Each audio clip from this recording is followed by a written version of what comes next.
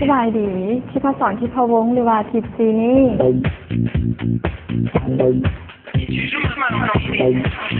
ผลงานที่ผ่านมาที่ว่า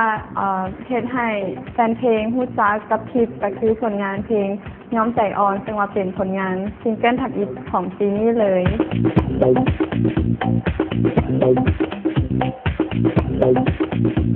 บุคลิกส่วนตัวของทิพก็เป็น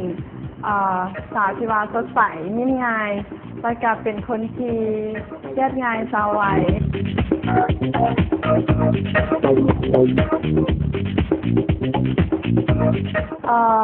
เป็นผู้ชายที่เอาใจเก่งแล้วก็เข้าใจเฮาเทคแคร์เฮาทุกอย่างเข้าถึงครอบครัวเฮาได้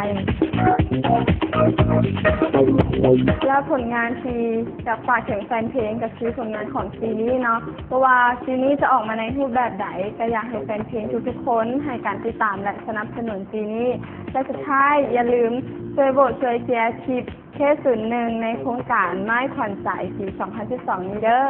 สนับสนุนโดยน้ำดื่มหัวเสือใส่บริสุทธิ์ที่ต้องการอีฟซุปเปอร์คาร์ช่วงที่คืนมิรินดาหลากหลายสีสันเครื่องปรุงโปรโมชั่น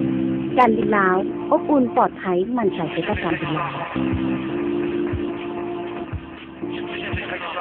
ติดตามข่าวน้องสาวที่ทอดกับไม้ขวัญใจ2012ได้ที่ Facebook ขวัญใจแมกกาซีนและวารสารขวัญใจฉบับเด็กกุมภาพันธ์2012วารสารขวัญใจวารสารที่ฮู้ว่าสาวสมัยใหม่ยังถามต้องการ